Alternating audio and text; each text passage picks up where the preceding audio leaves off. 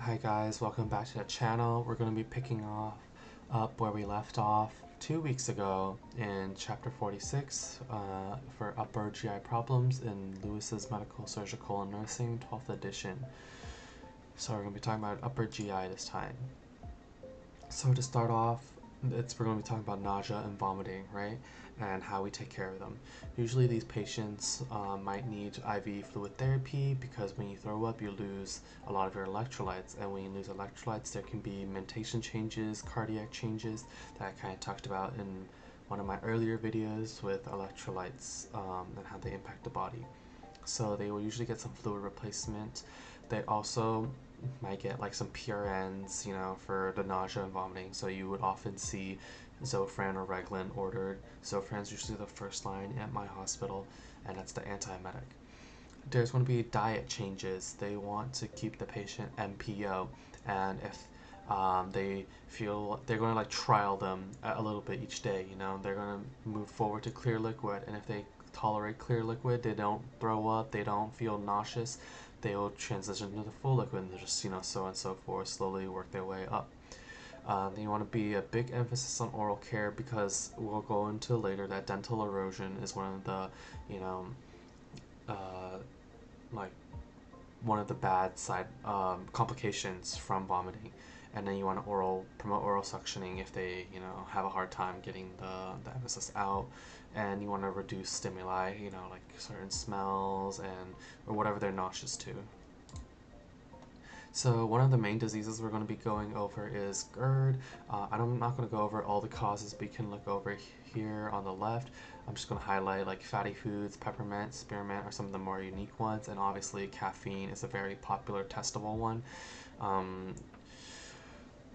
Diagnosis-wise, GERD is usually done based on the patient reporting it to the doctor, but if the usual therapy isn't working that well, they may need to do some further studying to see if it actually is GERD, right? Or if it's something else. So the clinical manifestations and complications. The signs and symptoms: heartburn, like, you know, the most common symptom. The regurgitation's also there. The burning chest pain, and they may have this wheezing, coughing, and shortness of breath. Complications, it's all upper GI related, right? Like near your throat, the esophagitis, right? You're getting the ulcers there, right here. Barrett's or Barrett's esophagus. You know, you can have a cough or bronchospasm and laryngospasm, which is your voice box, your vocal cords. You can have that as well, which can lead to aspiration and vomiting, which is really important to make sure that we catch that and do a swallow screen. And like I said earlier, the dental erosion, which is why oral care is so important at the hospital, especially if you have, you know, GI issues. It's also a good way to make sure that patients don't catch pneumonia or, like, you know, happy, right, that they're always harping on about. Interprofessional care wise, the doctor might prescribe some of these drugs. The most popular are PPIs, proton pump inhibitors, and H2 receptors or antagonists, the blockers. And then surgical wise, there's the Nissen fundoplication, which I'll show you on the following slide, and some more, like, you know, vague low yield therapy questions that I don't think ever come up really on like NCLEX and stuff like that. So the first line drug differs based on like provider preference. So go with whatever is in your textbook. And then this is a Nissen fundoplication where they take the top of the stomach and they fold it upon itself. This is a surgical procedure.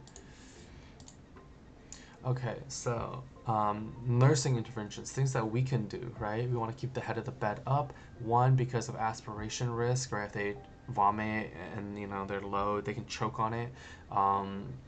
Also, two, it's for comfort. Some of them feel better with the head of the bed up. Laying down makes them feel even more nauseous. You want to give them medications, so like we talked about, the antiemetics like the Zofran Reglan, also pain, and, you know, like the fluids, but I don't know if you really want to consider that meds. Patient education, I always find the top four to be like kind of like low yield or kind of like common sense, right? We should be promoting like not smoking, not drinking, right? Try to avoid caffeine, right, if you can, stuff like that, right? The more related things I think is more important to learn is like teaching them not to lay down right after you eat, you know, Sleep with the head of bed up can help alleviate some of these symptoms, and obviously like drug education, right? Now we're going to move on to peptic ulcer disease. This is the second disease that they cover in upper GI in this textbook. So it's basically the erosion of the mucosal lining from, the acid from your stomach, and the areas that are targeted are like, the lower esophagus, stomach, duodenum, and, it can be classified as acute or chronic, and also by where it is in the GI route. And all this stuff is upper GI, so just know that it's usually not a lower GI thing. You don't really have like ulcers in your lower GI from this textbook's point of view. There's two classifications, like I said, where they go by location as one of the classifications, and gastric is in the stomach, and duodenal is in the small intestine area, or like the connection area between the stomach and small intestine. Gastric ulcers is usually more prevalent in older females, and duodenals is usually a little bit younger.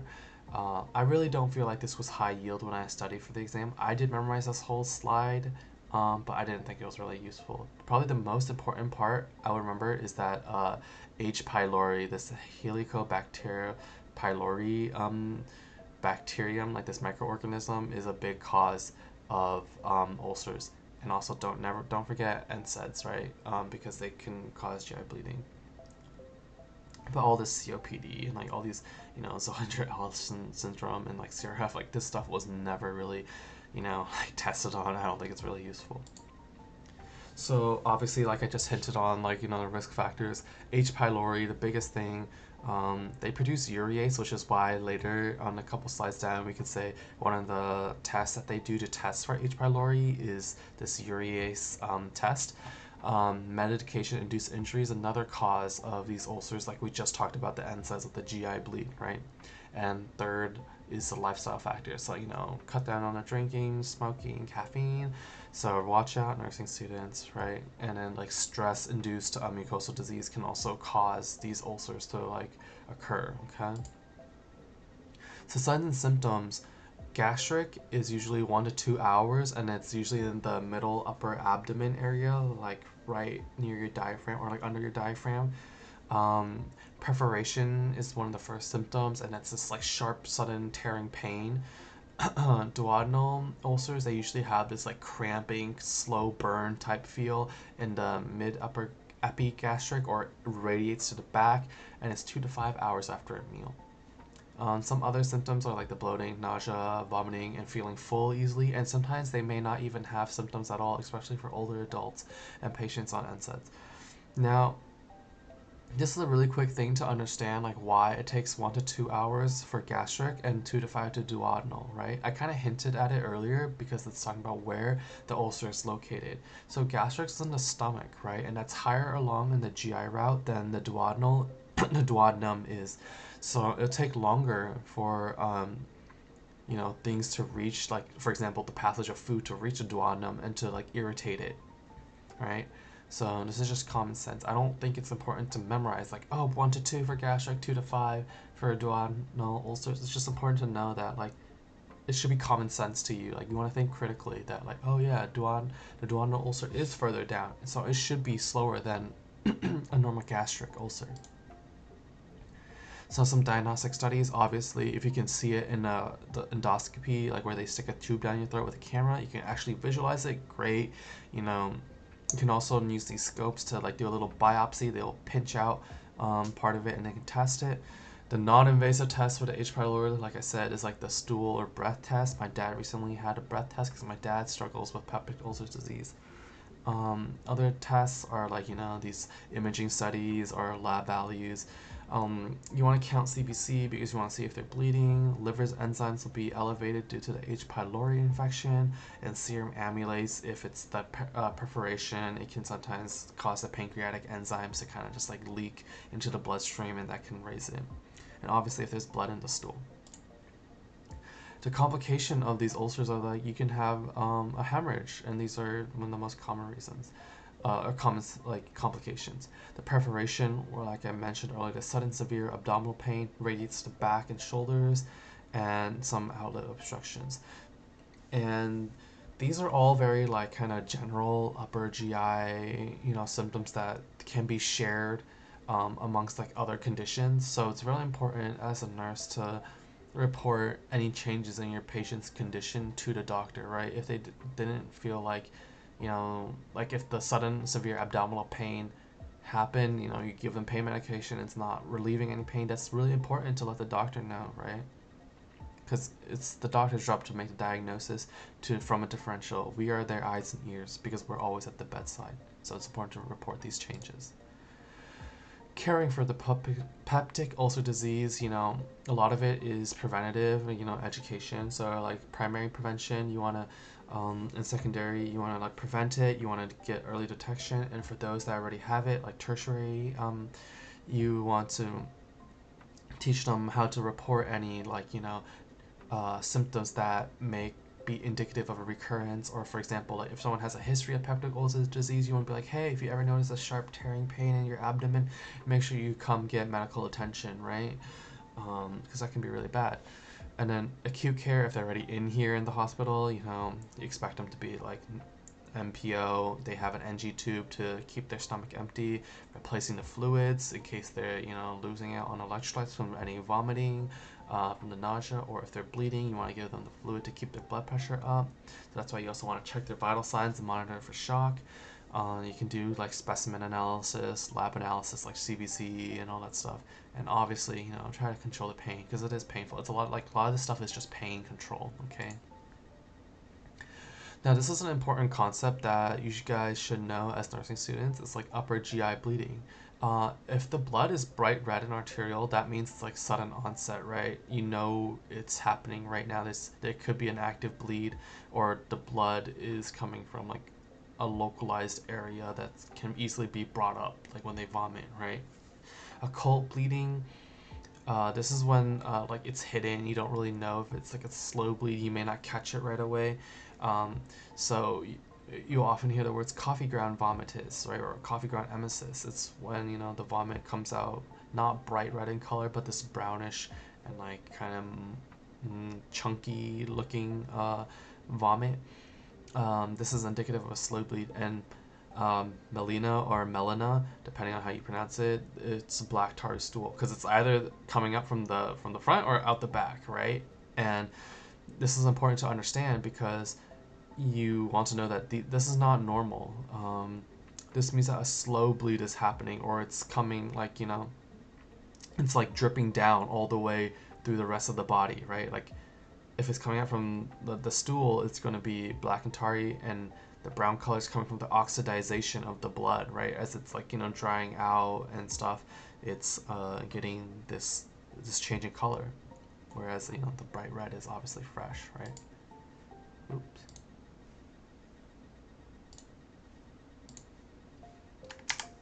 Sorry.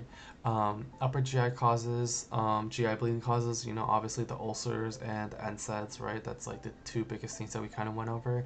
Stress, also, related to the ulcers that we kind of talked about earlier. And, these other things that are like Mallory-Weiss tear or varices, which I find kind of low yield. It's cool if you know what these are, but I wouldn't spend a lot of time studying this. I would mainly just know that the bleeding can be caused from the infection, NSAIDs, or any other ulcer that perforate through the lining. To diagnose it, you can obviously visually visualize it with an invasive procedure.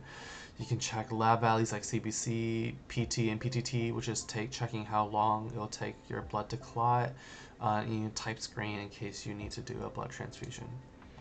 Management wise, you want to make sure that you want to stop the bleeding because you don't want the patient to keep going, right? So identify the cause and get treatment started. Transfuse what is lost, you want to replenish that. Drugs, PPIs, H2s, like H2 blockers, everything that we kind of went over earlier for like peptic ulcer disease, if it is peptic ulcer disease in nature. And Carafate, which is the brand name for sulcrafate, which is a drug that lines the stomach, which you want to give like usually 2 hours apart from other drugs orally, and surgical in case they need it. When the patient is bleeding, you might see some signs and symptoms. These are like the localized abdomen assessments, like the pain, rigiding, guarding, right? The bloody stool, and then the bloody vomit, and then these are more like systemic signs of like a person is bleeding, right? Like I always tell my students when I was teaching or being a TA and stuff and tutoring that if it's a low BP and the heart rate's elevated, it's the body's compensating, right? So it's potentially that like there's not enough blood reaching the rest of the body, so the heart's pumping faster to try to distribute it more, but you're losing fluid, you're losing blood, so that's why the blood pressure is dropping. So you want to check that. Also, decreased urine output is because kidneys are the first organs to shut down in the body if the body recognizes there's not enough blood to go around. So they'll shunt all the blood to the vital organs like your brain, your heart, and kidneys will be the first one to be affected. So if they have a decreased urine output with some of these other signs, it could be a sign that they're bleeding out.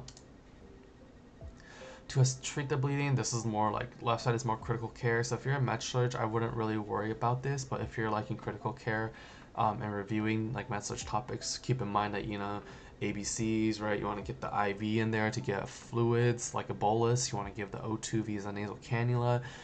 Obviously get help, start EKG, and a type screen for blood transfusion. And obviously if it's since this is like upper GI stuff, you want to make sure later once they're stabilized you can do the NG tube, keeping MPO and keeping track of their emesis.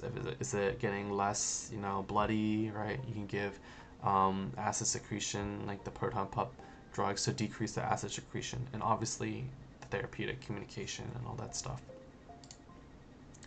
Okay, so this is where we're going to leave off for today. Hopefully you guys kind of understand how like you should study for nursing school from now on. It's like a lot of it is signs and symptoms, right? Like creating a flow chart, signs and symptoms, your assessment, what you find, the diagnostic and treatments, right? Imaging studies if you need it, and then the etiology. So hopefully you guys can like break it down and do a concept map like how I've showed you guys before in one of my early videos. If you guys have any questions, always feel free to leave a comment or let me know. But other than that, happy studying and good luck.